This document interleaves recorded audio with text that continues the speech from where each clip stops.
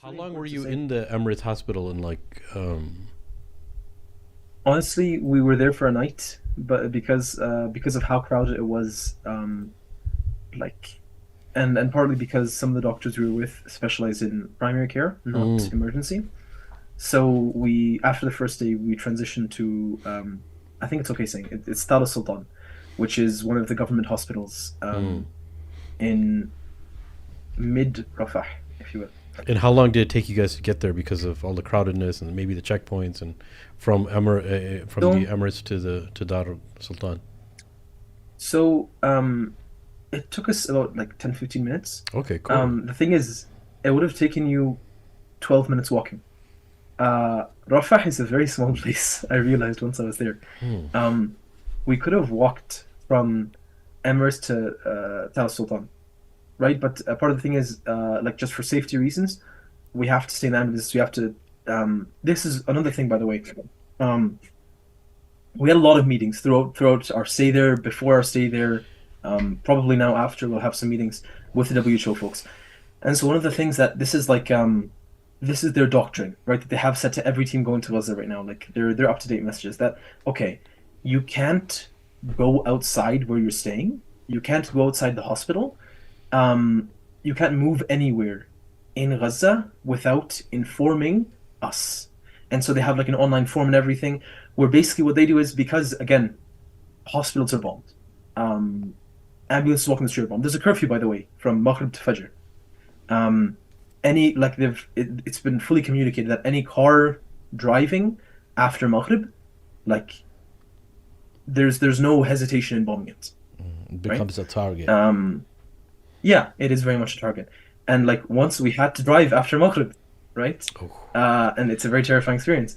But ya Allah, my head's everywhere. But yeah, no. So their thing was okay. You can't communicate anywhere without telling us because they'll talk with the IDF. They said, okay, if you tell us before you go, give us a few hours notice. We'll communicate with the IDF. And their people before you move. So there's no risk of getting bombed, right? Yeah. So no, but anyways, there's a lot of and most of the security protocols we couldn't follow on the ground, right? We didn't have. This is like best case scenario. We didn't have Wi-Fi, right? How do we tell? How do we do fill out an online form and log in with our like UN information when we don't have any internet, we don't have any connection, we don't have any contact with anybody outside of the hospital we're staying at, right? Um, but hey, that was the thing, right? And partly because I mean, in our organization as well, just especially for people who some of the people on our team don't speak Arabic, right? Don't look. One of the people with us, if you know Dr. Ipeng Ji, um, mashallah, amazing guy. He's gotten a lot of flack now in Canada because I think the medical board fired him for being pro-Palestinian, and so now it's a whole thing with him in Canada right now. He's a doctor out of Ottawa. He went with this as well. He's not Muslim, right? But for people like him, for people like some other people on our team who don't visibly look local and all that kind of stuff, it's not too safe. I mean, everyone in our organization is working with a certain level of risk, right? Everyone in our team has a different level of the amount of risk they're okay with.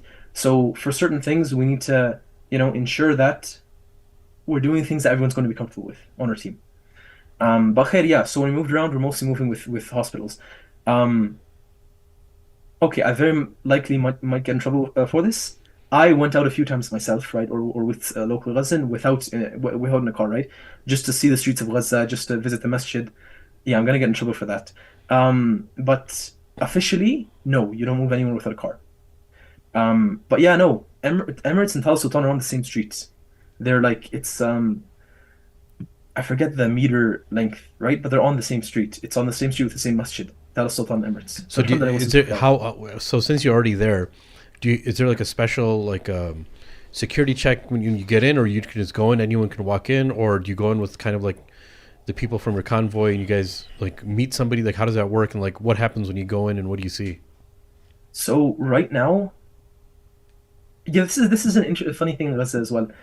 There's not very much security anywhere. Maybe it's part of the thing is before the war they might have had a lot more security, but just um the culture of the people of Gaza, right? There's no expectation that someone's going to lie about who they are and enter the building, Hmm. right? there's some preparation in case of like spies or Israeli spies that are in Gaza. Um, I got suspected of being one at some point, but I was being dumb. I was walking by myself the whole thing. Um, but no, like there's not very much security, right? If you're going, generally, I mean, for example, Tal Sultan has a few security guards on hand, in case anything happens. But we're going with MOH ambulances, right? So they see an ambulance, it's with the Ministry of Health. Mm. Let us in, khalas. That's the amount of security checks that there is, because I mean, right now they have so much more in their hands, right? Everyone who um, is working with the Ministry of Health is busy with moving supplies, right? Mm-hmm. Helping people out, treating patients, managing patients, all that kind of stuff. So it's like security isn't even something they have the luxury of thinking about, So I guess what I'm right? also asking is, so are you guys dropping off medication, or are you guys going inside and meeting people and like medication? I'm just trying to envision it so the listeners can Yeah, understand the experience of what fair. you had, kind of just relating to them your experience. So Yeah. are you meeting somebody outside and you're dropping off medication and then you're going to another hospital? Like how does that work, or do you go inside? So we were keeping the medications with us, right?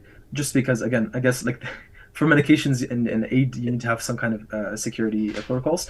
So generally, I mean, with the places we were seeing patients there, right? Tal Sultan, every day of the week would be seeing patients there, and then a couple of days we went to the European hospital as well, so we were Mm. seeing patients there as well. So we met with basically the mudir, right, the manager of the hospital, and handed off the supplies to them. We didn't hand them all off in one place. Part of the thing was assessing need. Part of the thing was okay, like us talking to the managers and all that kind of stuff. So we split off in a few different places. There's yet another place as well. A clinic set up inside an old school, right, which is also a refugee center now. We dropped some medications off there. We dropped some off at Tal Sultan, some off at, I believe we dropped some at Emirates as well. And then most of the hospitals we dropped off at European. Because, sorry, I said Emirates was the biggest in Gaza. Sorry, I mean in Rafah. European is still the main hospital in Gaza, all of itself, right? And European's the last hospital in Khan Yunis, but that's because I mean it's associated with the European Union and it's a little bit outside of the way of the city. So Mm. that's the thought. The thought, at least, is that that's why it hasn't been bombed yet. Um, Funnily enough, and I have a video of this, but we weren't allowed to film that, and I don't think it's okay for me to post it. But while we were recording videos in the European hospital, we had bombers go above us and drop projectiles. Literally less than a kilometer away from where we were. Like Mm. you could see the planes right above you, and you could hear the projectiles as they fell. You could feel the whole building shaking, all of the windows about to shatter, right? Subhanallah. And literally, we talked to.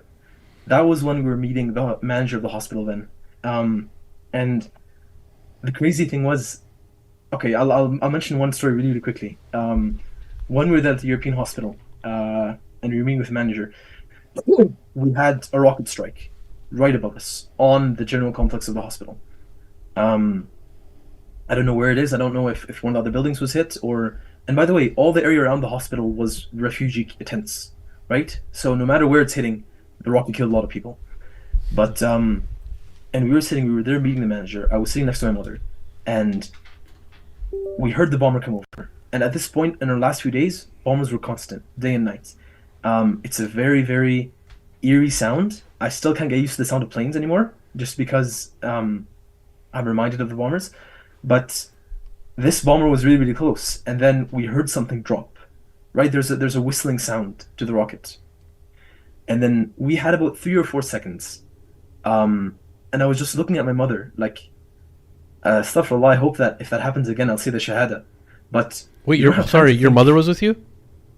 My mother was with you. She was a doctor on the trip. Subhanallah. Did you guys know that? Yeah. No, I Wow. didn't know. Allahu Akbar. Sorry, Yeah, because Allah. I remember you saying something on the stretcher and mother, but I didn't know if you said mother or brother. Yeah. Oh, from the other place. Okay, No, subhanallah. no. Bless you and your family, brother. He said it so fast, Muhammad, I didn't Muhammad. hear it. Yeah, because he said, I was like, did he say Yeah, mother or Allah. brother? Oh. But anyway, I'm so sorry. I'm just amazed No, that you you're guys good, are you're doing good. this as a family. And your mother's a You're doctor. good. Allah preserve her and put lots of barakah in your Allahumma house and ameen, your wealth. Allahumma ameen. And, So anyway, No, so honestly, you were with your yeah. mother and you hear the whistling sound and you had 3 or 4 seconds. And literally, I'm just looking at her like I don't even know what I'm thinking because it's not enough time to think of anything. But alhamdulillah, it wasn't us. The rocket dropped. Just everything shook. Like I thought the windows were about to break because every window was shattering everything. And sorry, and this is a small story. It's a bit off topic, but so as it dropped, of course, like the manager could see us. He had his kids with him, by the way. We were meeting his kids there as well, his kids and his nephews, and they saw how scared we were, so they started joking it off. Right? So like this, it happens. It happens all the time. Like like what are you jumping around for? It's just a rocket. Mm. And they started joking around with it just to calm us down a little bit. Um, but I think the most emotional moment I had in Gaza was right after that. So he was having us meet his kids, and just life as normal. You just go on, and you don't do anything because the bombing is constant now. Um, he had us meet his kids, right? So then he had his youngest kid recite what he did hifz of today. And so I told him, I'm like, okay, I have a couple of chocolates with me. If you recite the whole surah without mistakes, I'll give you a chocolate, right? And this kid was, I think, 8, 9 years old, and he recited Surah Al-Buruj, which, Wow. if you know Surah Al-Buruj, and right then, as the rocket's dropping, like, just there's still a chill talking about it, right? That was a really really emotional moment for me because Allahu alam, like that surah means something different to those people, right? That surah means something different when you're seeing it happen right in front of you. But yeah, Allahu musta'an.